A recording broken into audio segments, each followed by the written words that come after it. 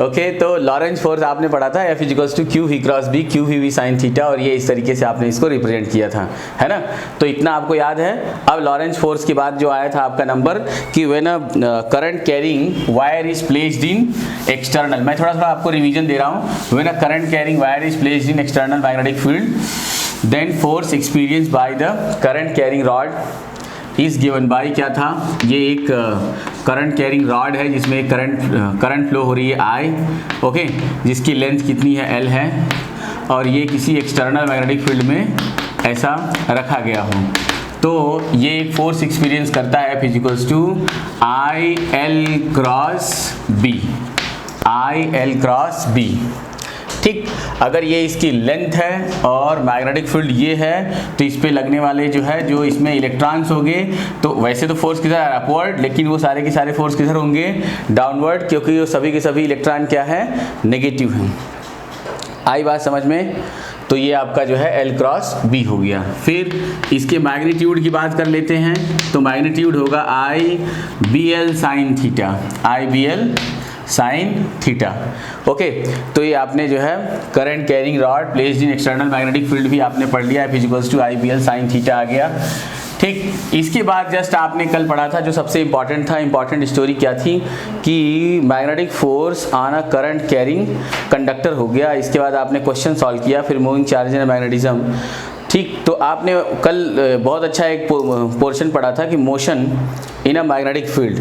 तो अगर कोई एक यूनिफॉर्म मैग्नेटिक फील्ड है, ये बहुत ही इंपॉर्टेंट है, एक बार छोटा सा एक बार रिवीजन आपका हो जाना चाहिए।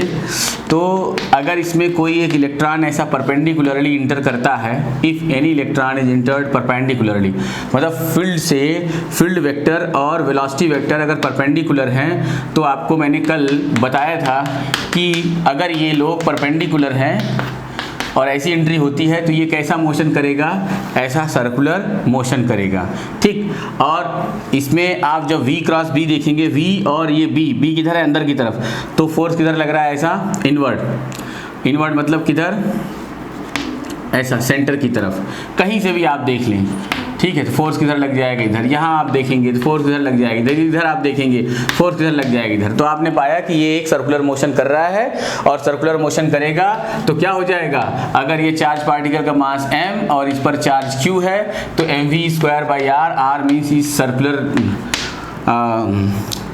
इस सर्कुलर पाथ की radius, mv²/r is equals to qvb, और साइन 90, साइन 90 की वैल्यू क्या हो जाएगी, 1। V और B के बीच का एंगल कितना है, ठीक है ना, V और B के बीच, देखो B, उन दोनों के बीच कितनी एंगल होगी, थीटा की 90 डिग्री होगी।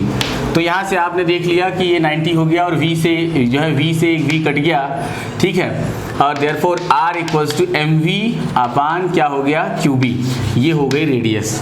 आपने कल अच्छे से रेडियस निकाल लिया था।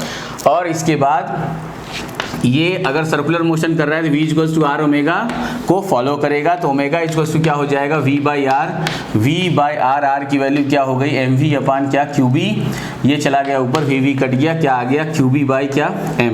ठीक, ये ओमेगा हो गया। आई बात समझ में। ये आपका जो है एंगुलर वेलोसिटी। अगर आपको फ्रीक्वेंसी निकालनी है तो ये 2π/t, तो अगर टाइम पीरियड फाइंड करना है तो ओमेगा इक्वल्स टू क्या बताया था मैंने, 2π/t, और ये हो जाएगा qb बाई क्या, m। तो देयरफॉर t इक्वल्स टू क्या हो जाएगा, 2πm/qb, and frequency nu equals to qb/2πm। समझा क्या आपने। ये इस तरीके से आपको कल मैंने पूरा एकदम से रिवीजन दे दिया था। फिर मैंने आपको बताया कि जैसे ही ये चार्ज पार्टिकल मैग्नेटिक फील्ड से किसी एंगल पे एंट्री करता है which is less than 90 degree, मतलब जब charge particle Nikita, very good Nikita, ठीक है, सिद्धांत समझो इस चीज़ को, जो समझ गया वो बढ़ गया, जो समझ गया वो बढ़ गया आगे।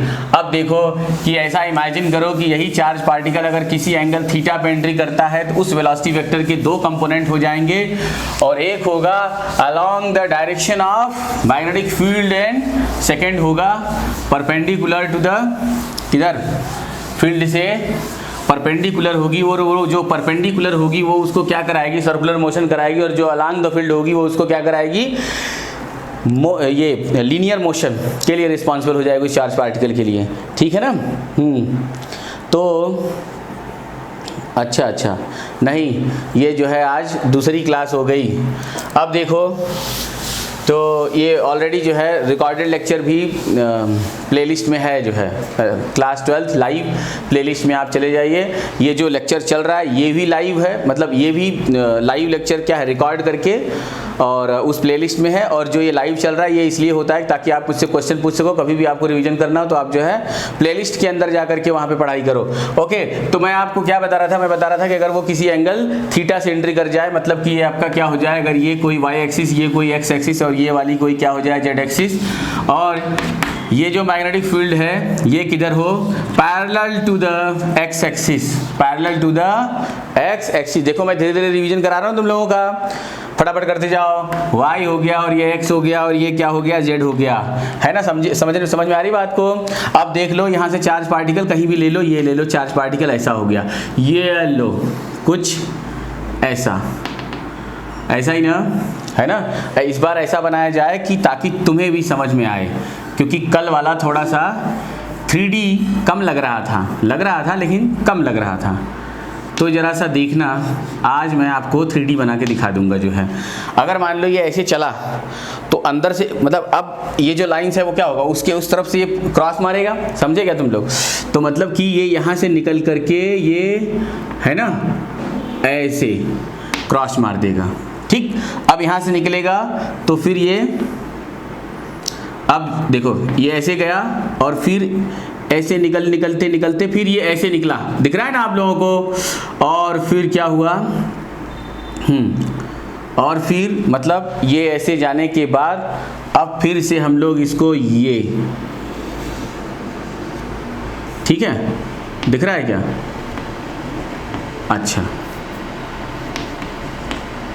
मैंने कहा भी था कि तुम लोग जो है क्या बना लेना,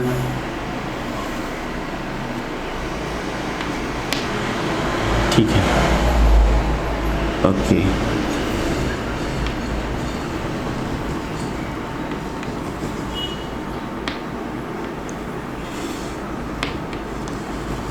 क्या समझ में आया आप लोगों को, दिख रहा है थोड़ी थोड़ी, मेरे हिसाब से आपको 3D भाई दिखना चाहिए, ठीक है।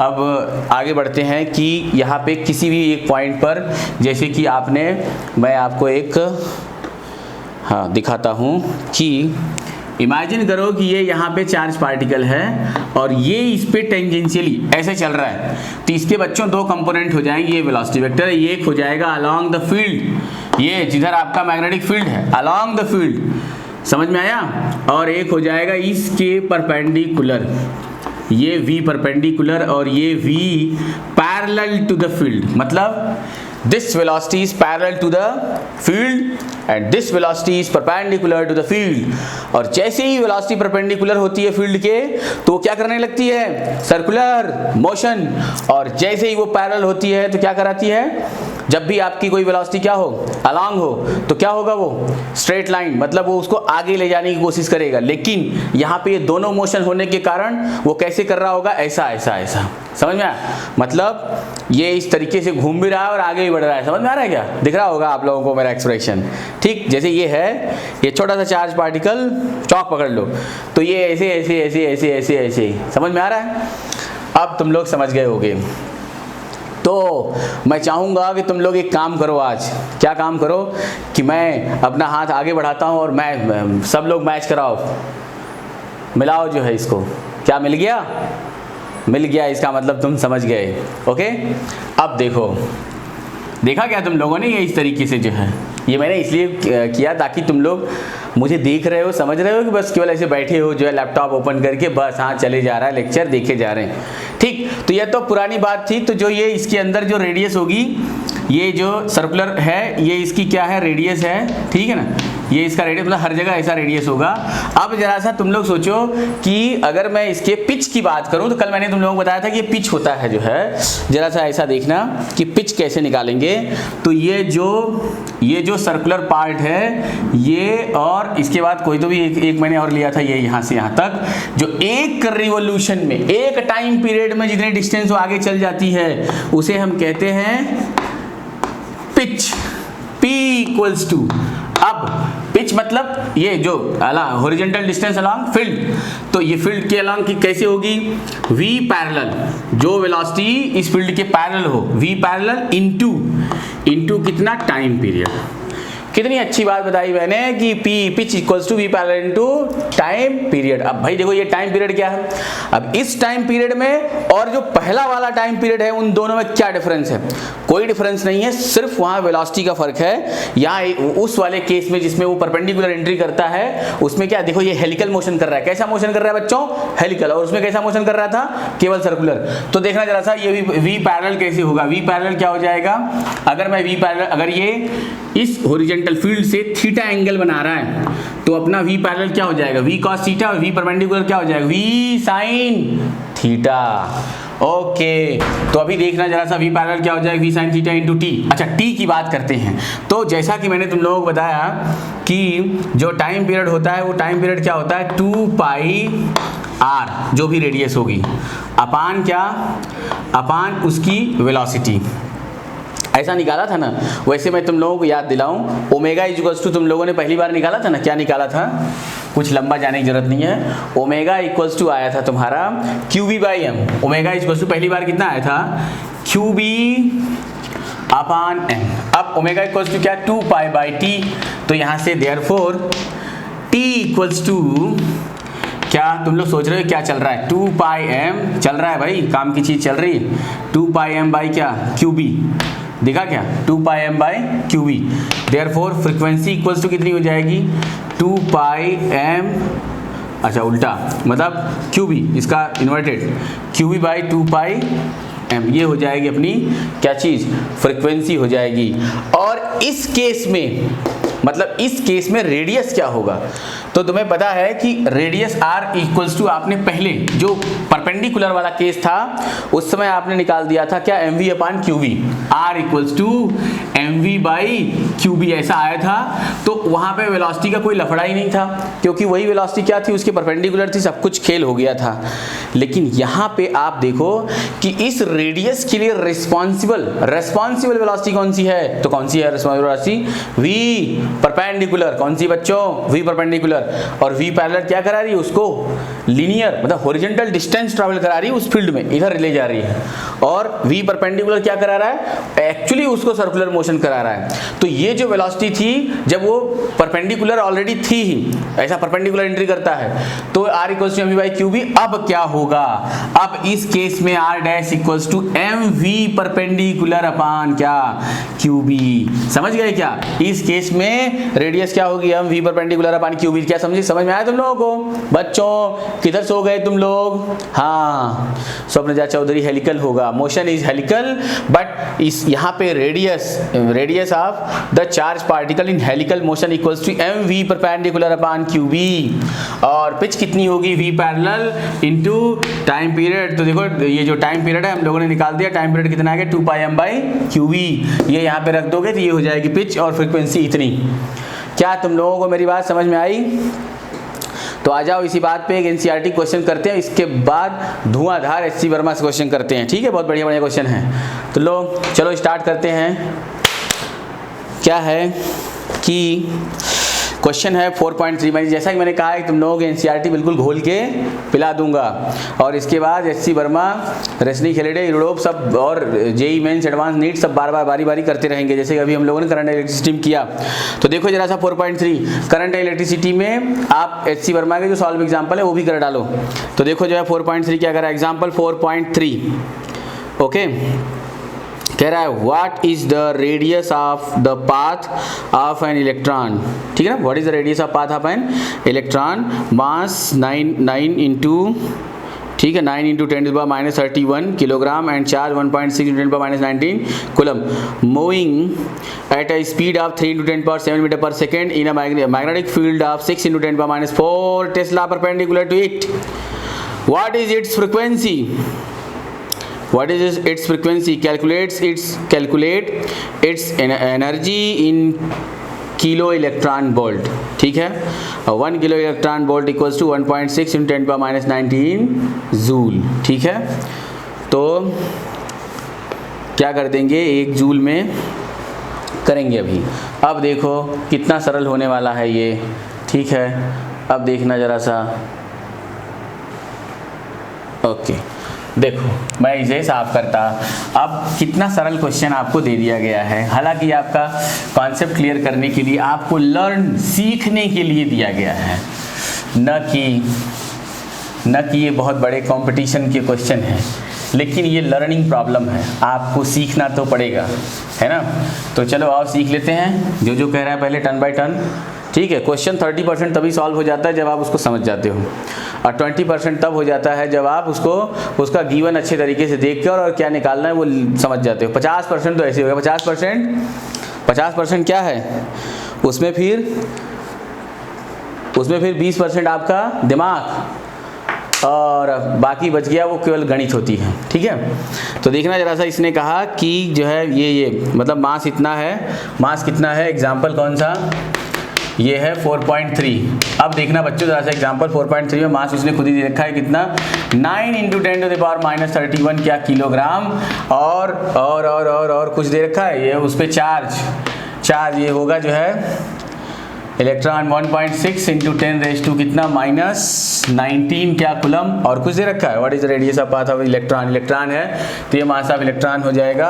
और कुछ कह रहा है मूविंग विद द स्पीड, लो स्पीड दे रखा है 3 × 10⁻³ कितना 7 मीटर/सेकेंड, और कुछ बात कह रहा है, यस, और कह रहा है कि मैग्नेटिक फील्ड B = क्या 6 × 10⁻⁴ क्या टेस्ला में दे रखा परपेंडिकुलर टू इट, ठीक है, जो कि उसके परपेंडिकुलर है। तो कह रहा है व्हाट इज इट्स फ्रीक्वेंसी। तो भाई अभी भी हम लोगों ने फ्रीक्वेंसी पढ़ लिया था। फ्रीक्वेंसी इक्वल्स टू हम लोग क्या निकालते पहले तो रेडियस निकालते, क्योंकि रेडियस तो लगेगी। तो रेडियस r = क्या होता है, mv/qb, ऐसा आपने फार्मूला पढ़ रखा है, mv/qb।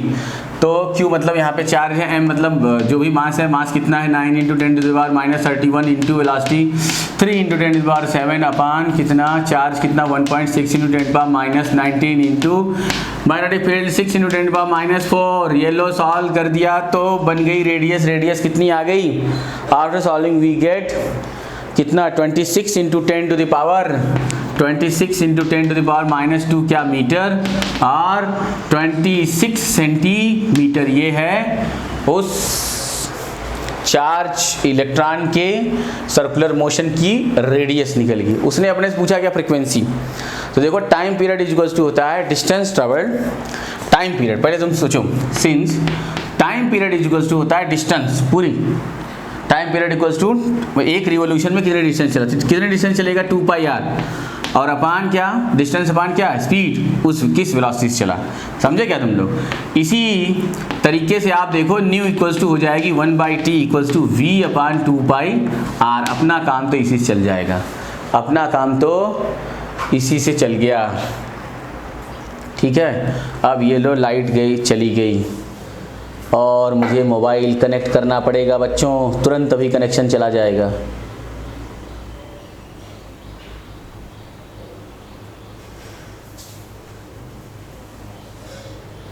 ये बंद कर दो और हॉटस्पॉट हाँ चालू करो।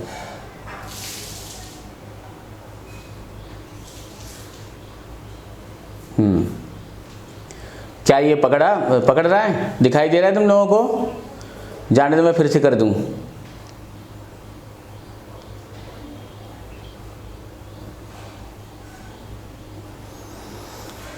दिखाई दे रहा है बच्चों आप लोगों को, रोज इसी टाइम पे लाइट चली जाती है, रोज इसी टाइम पे लाइट चली जाती है। मैं एक बार कैंसिल करके फिर से करता, मैं एक बार कैंसिल करके फिर से कर देता।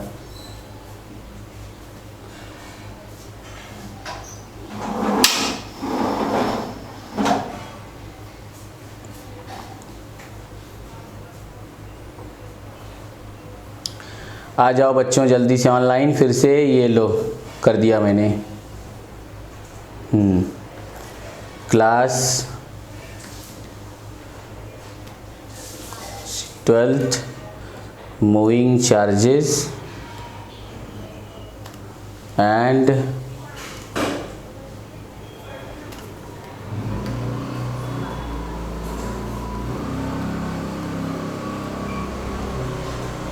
मैग्नेटिज्म। ठीक है।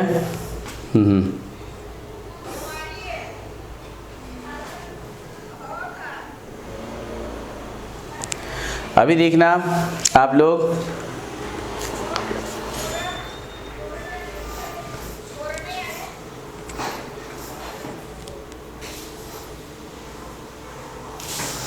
हेलो बच्चों, आ गया ना? चलो फिर कनेक्शन आ गया। अभी आप लोग देखो कि ये जो है क्या आ जाएगा, तो हम लोग इसकी वैल्यू रखना स्टार्ट करते हैं और ये आ जाएगी कितनी,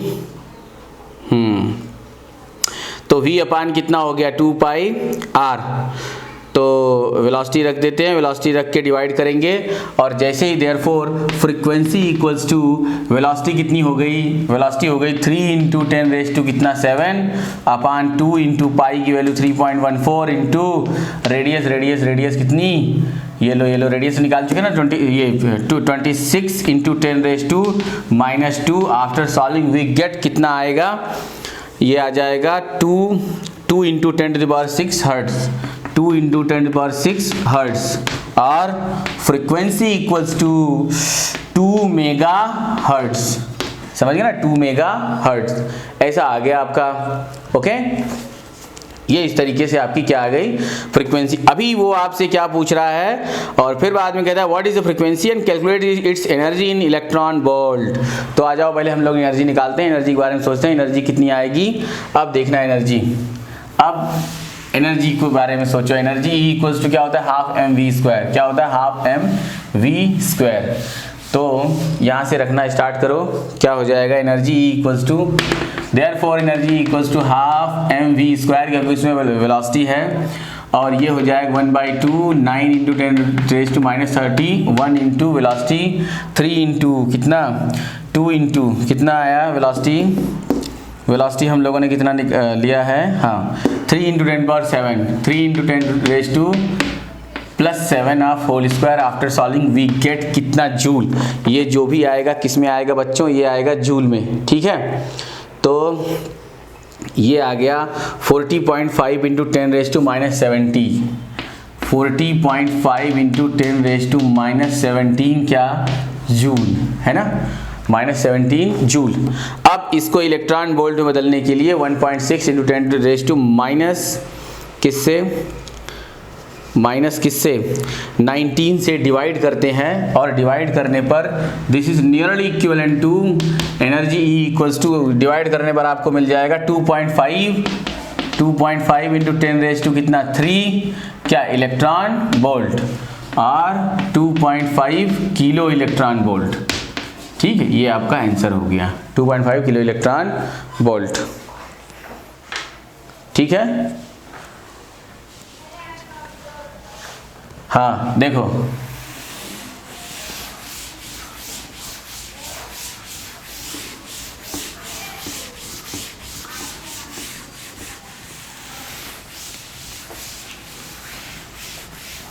ओके, तो ये हो गया आपका क्वेश्चन। अब देखो आगे बढ़ते हैं हम लोग, कुछ और नया करते हैं और क्या निकाल सकते हो आप लोग। अभी देखो अब थोड़े से अच्छे क्वेश्चन पे और अच्छे क्वेश्चन पे आते हैं। तो ओके देखो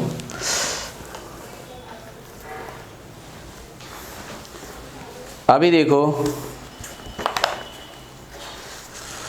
यहाँ पे क्वेश्चन क्या कहता है, हाँ निकिता पढ़ती रहो। यहाँ पे क्वेश्चन कहता है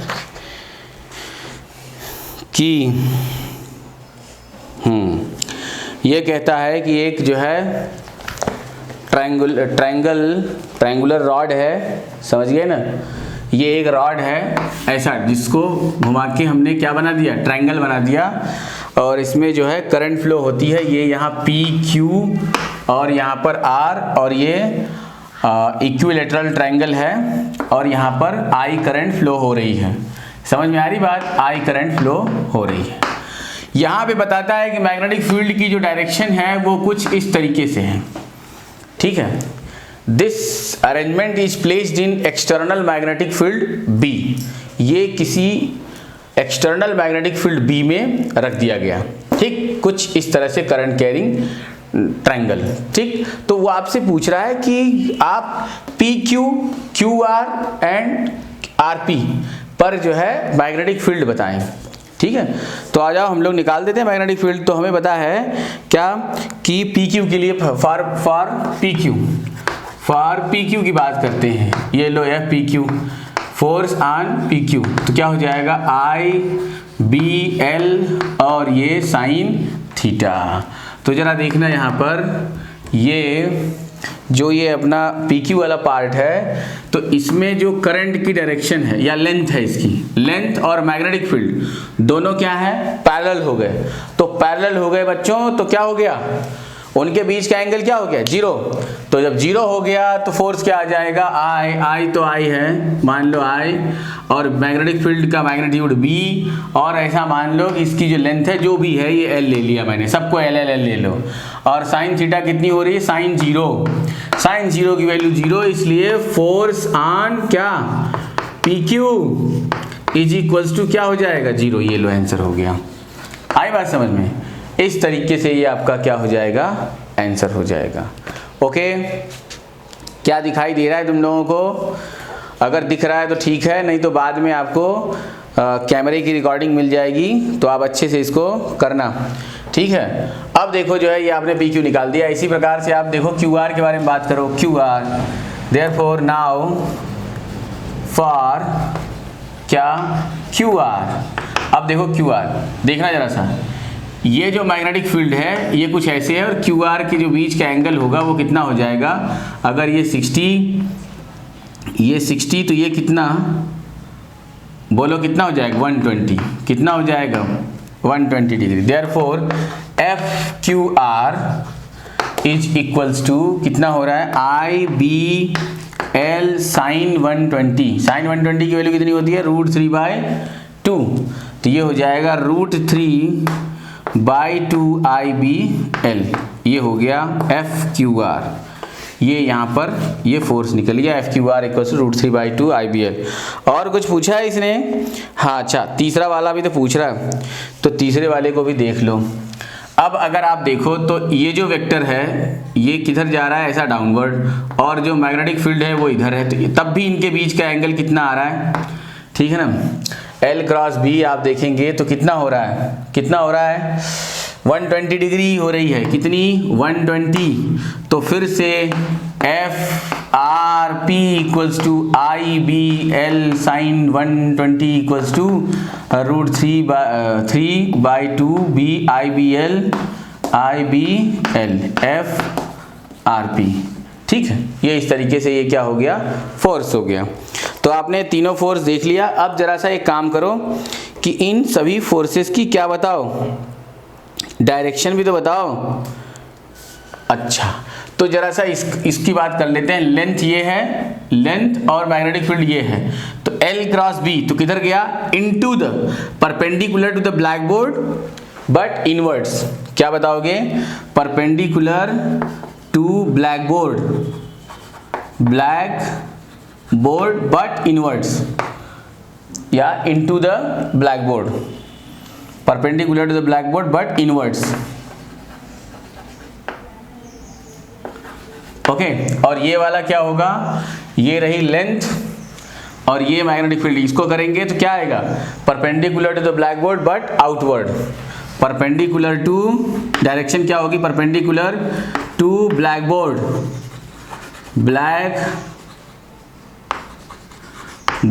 perpendicular to black board but outwards. किधर होगा ये, perpendicular to the black board but outwards. देखा आपने, इस पर फोर्स किधर लग रही है, आउटवर्ड, इस पर फोर्स किधर लग रही है, इनवर्ड्स, इस पर फोर्स क्या लग रही है, 0, इस पर फोर्स क्या लग रही है, 0। ओके, तो ये इस तरीके से आपका ये एक क्वेश्चन हो गया कि बहुत अच्छा क्वेश्चन था कि current carrying triangle having current I inside PQ, QR and RP placed in external magnetic field B, then find the force on PQ, QR and RP। P की QR एंड RP। ठीक है, तो इस तरीके से आपने ये जो है फोर्स निकाल दिया। ठीक है, तो ये आपका ये क्वेश्चन हो गया।